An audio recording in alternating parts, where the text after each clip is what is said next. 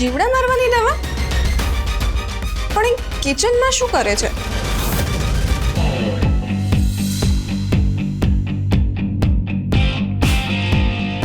એ લોચા મારશે અને એ લોચા મારશે એટલે આખા માર્કેટમાં મારી વેલ્યુ ડાઉન થશે. રામુજી, બાંબુ સર માટે પાણી લેતા હો. હા, લાવ્યો હો.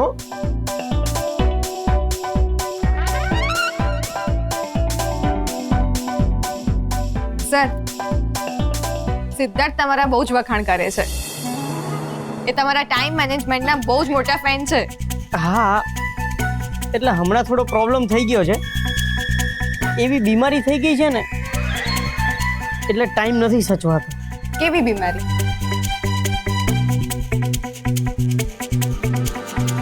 લો સાહેબ.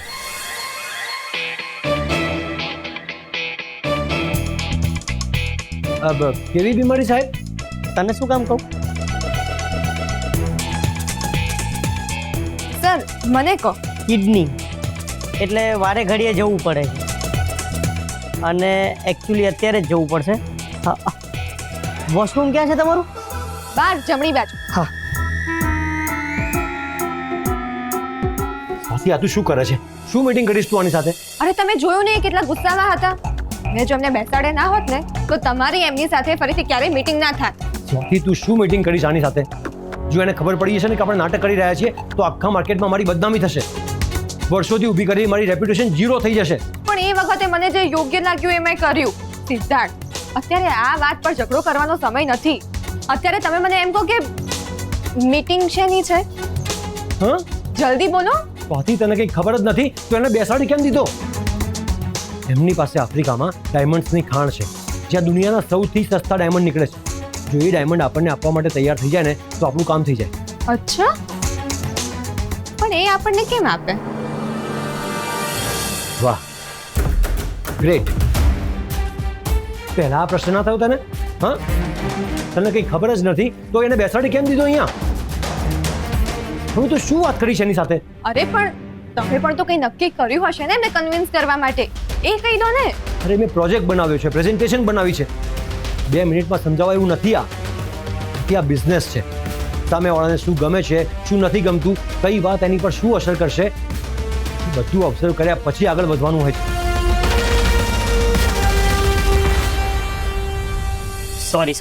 સોરી. અરે no problem sir. Actually I am very sorry કે આપણે ઓફિસની જગ્યાએ આવી રીતે ઘરમાં. ઓહ, નો પ્રોબ્લેમ. આઈ લવ દેશી હાઉસ. એકચ્યુઅલી હું પણ એક સામાન્ય પરિવારમાંથી જાઉં છું. સક્સેસ પહેલાં હું પણ એક મિડલ ક્લાસ પરિવારમાં જ. That's why time management, you know, I am very busy. Yes sir. તો આપણે પ્રોજેક્ટ વિશે વાત કરી લઈએ. અમે થોડા સમય પહેલાં જ પાટીદાર ડાયમંડ નામનું વેન્ચર લોન્ચ કર્યું છે. યા આઈ નો. મેં તમારા અમુક કલેક્શન્સ જોયા છે. આઈ like it but you know I am very busy. Sir, આફ્રિકામાં તમારી જે કોલસાની ખાણ છે ને. વોટ? કોલસાની? એટલે ખાણો તો કોલસાની જ છે ને, પણ એમાંથી ડાયમંડ્સ તો તમે બનાવો છો. Why are you staying here? તું જા અહીંયાથી. ના, એમને અહીંયા રહેવા દો ને. કેમ? સર, અમે પણ સફળ થયા પહેલા મિડલ ક્લાસ જ હતા. I love middle class people.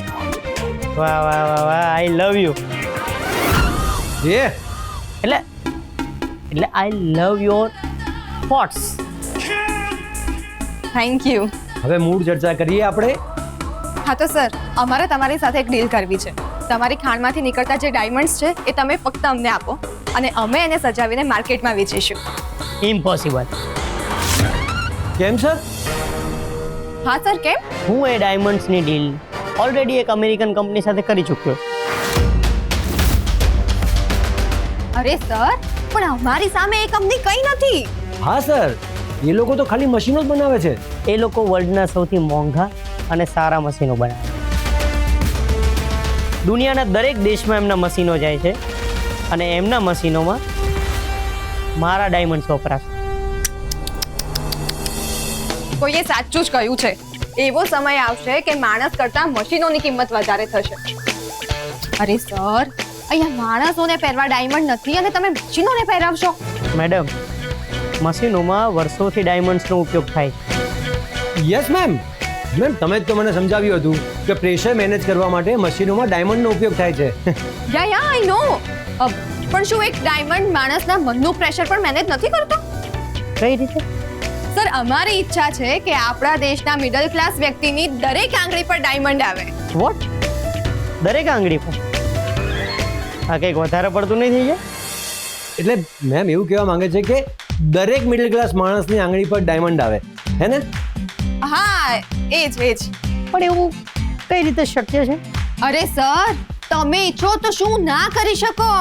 ઘોડા વગર માળિયા ઉપરથી સામાન ના ઉતારી શકે. એટલે એમ નહીં સર, આ એ દેશ છે જ્યાં એક સમય સોનું પાણી કરતા સસ્તું હતું.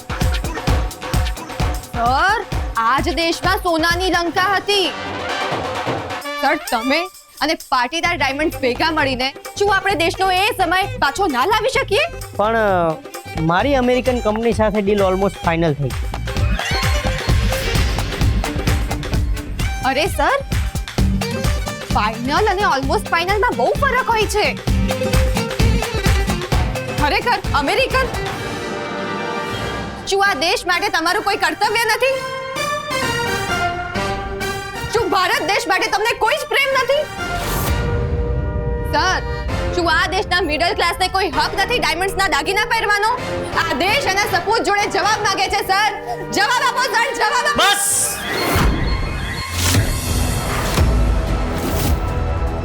Deal cancel. અરે સર પણ કેમ? અમેરિકન કંપની સાથે ડીલ કેન્સલ અને પાટીદાર ડાયમંડ સાથે ડીલ ફાઇનલ. વાહ મેમ, તમે તો ડીલ જીતી લીધી. ડીલ નહીં, તમારા મેમે દિલ જીતી લીધું છે.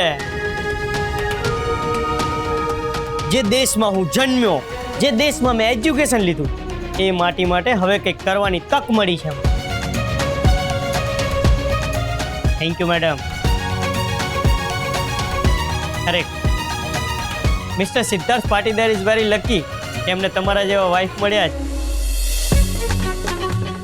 એ અત્યારે અહીંયા હાજર નથી, નહીંતર એમને મળીને જ નીકળે. You know I am very busy. ના સર, એ તો સિદ્ધાર્થ સર આવશે ને એટલે ફોન પર તમારી વાત કરાવી દઈશું અમે. Yes yes definite. Siddharth Kumar હા મમ્મી.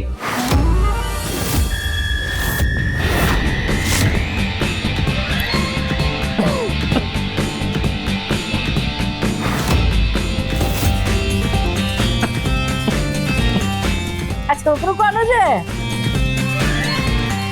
ઓ બેન, મારે 3 છોકરા છે. આઈ એમ વેરી બિઝી.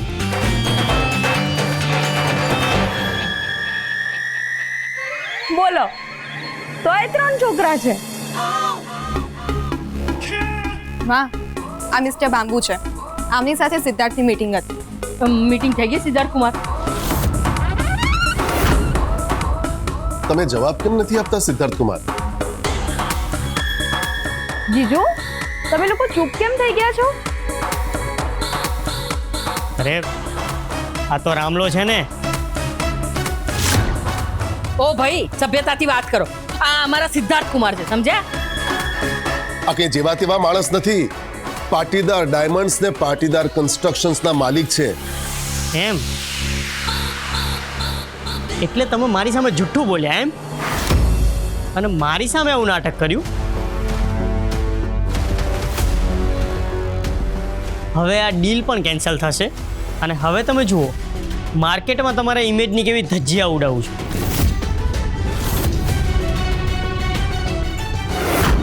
એક મિનિટ સર. હા અમે ખોટું બોલ્યા, પણ અમે કેમ ખોટું બોલ્યા એ તો જાણો.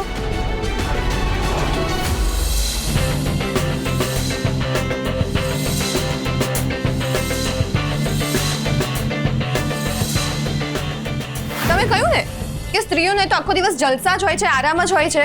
તો હું ઈચ્છું છું કે એ જલસા અને આરામ તમે પણ આજે કરી લો. પુરુષ પણ ક્યારેય હારતો નથી. જો હું શરત હારીશ તો આજીવન તમે જેમ કહેશો એમ હું કરીશ.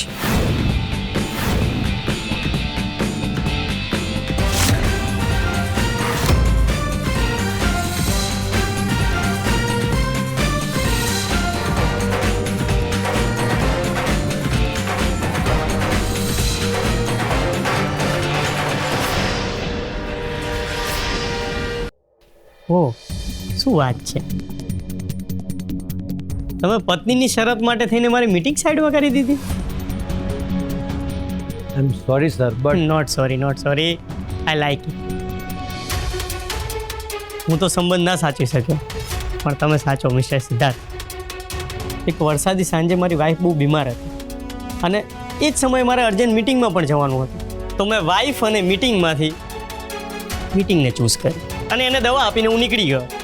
એ મિટિંગમાં મારી ડીલ તો ડન થઈ ગઈ, પણ અહીંયા મારું દિલ જેની પાસે હતું એ મને છોડીને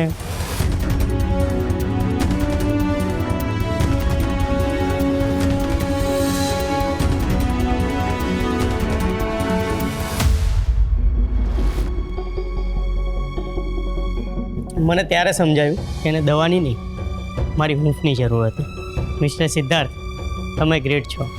હવે આપણે આ ડીલ નહીં, આવી કેટલીય ડીલ સાથે મળીને કરીશું. સ્વાતિબેન, ખરેખર તમે બહુ નસીબદાર છો. ચાલો હું નીકળું, because you know I am very busy.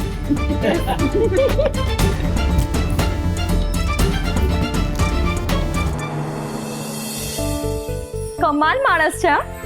આટલો નીચો છે તો એ સક્સેસ ને માથે નથી ચડવા દીધી.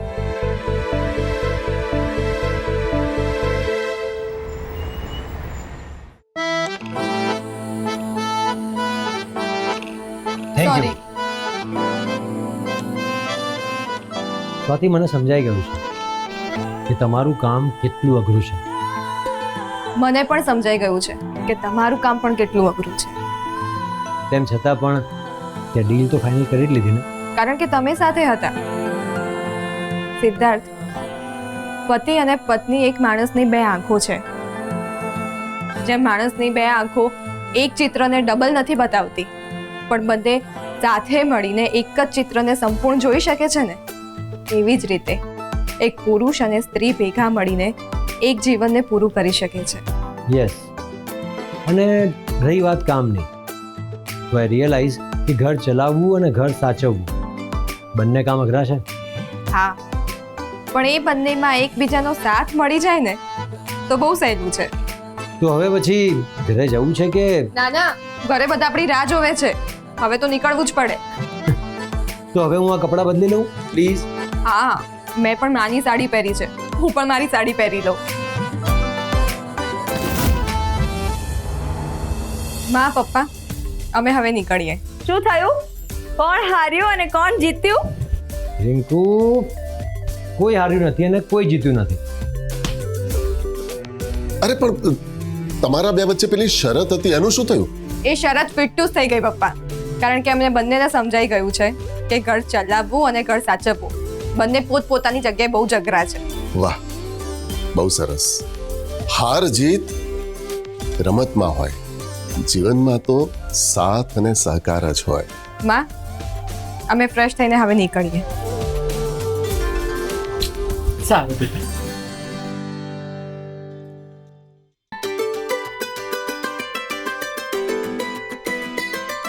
અરે વાહ, આવી ગયા તમે બંને. હા દાદા, આલો પ્રસાદ.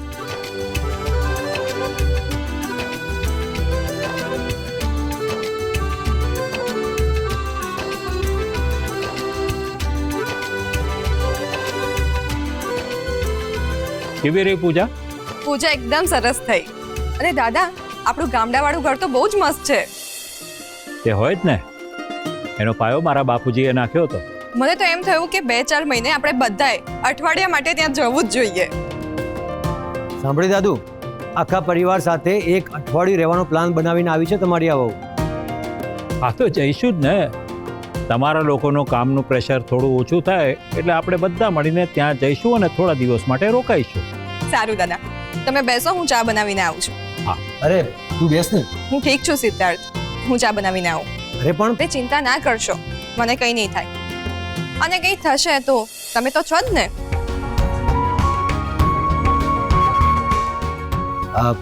દાદુ, હું ફ્રેશ થઈને આવું છું.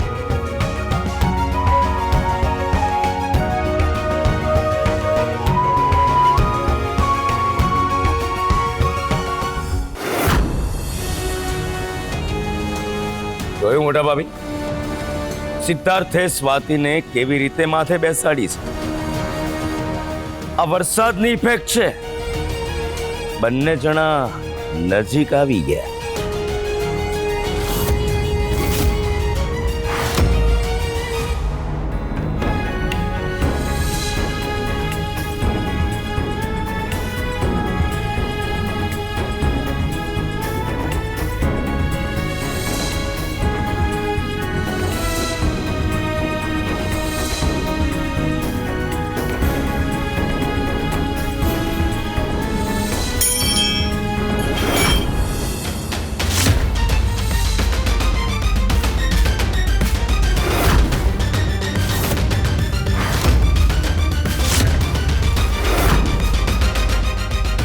જીવડા મારવાની દવા? પણ એ કિચનમાં શું કરે છે? દીદી, તો એ કિચનમાં શું કરી રહી છે? અરે હું તો આ ટિફિન સરખું બંધ કરતી હતી.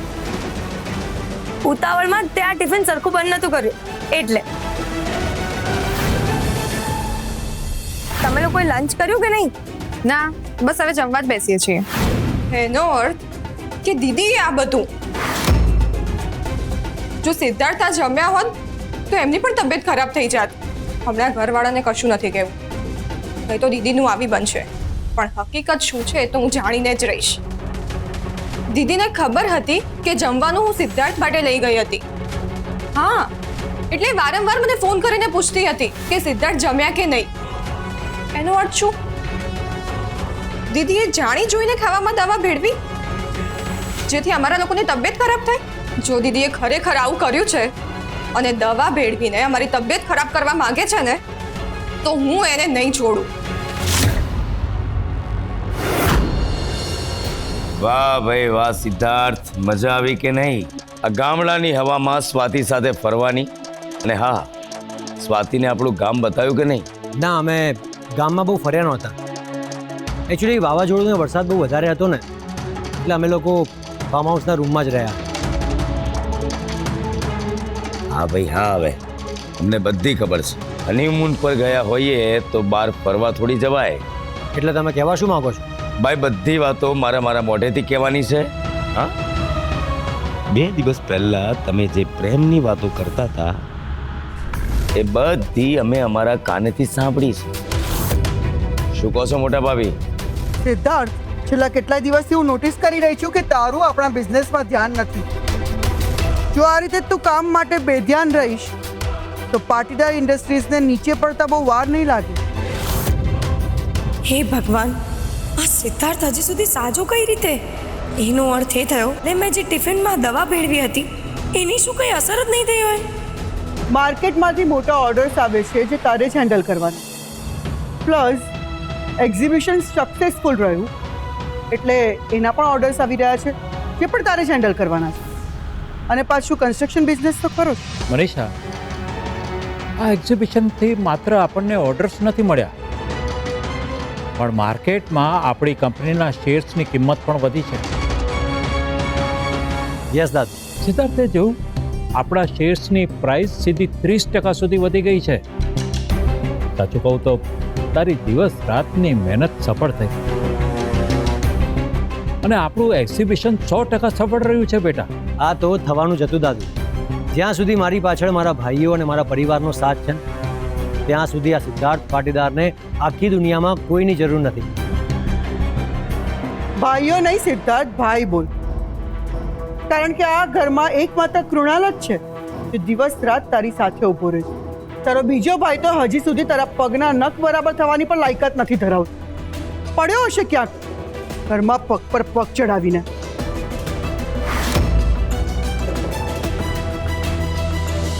મોટા મામીના મોઢેથી નીકળેલું આ એક વેણ મારે હમણાં જ જઈને રાહુલના કાનમાં નાખવું પડશે, જેથી એને પણ ખબર પડે કે આ ઘરમાં એની શું ઓકાત છે.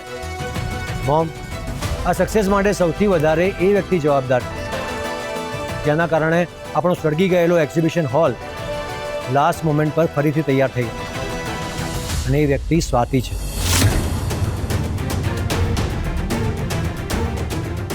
સાચી વાત કરી બેટા. આપણા પાટીદાર બિઝનેસનો ભાગ ન હોવા છતાં પણ જે રીતે સ્વાતિ લાસ્ટ મોમેન્ટ પર મારી ઢાલ બનીને મારી પડખે ઊભી રહી ગઈ હતી ને, really that means uh lot to me.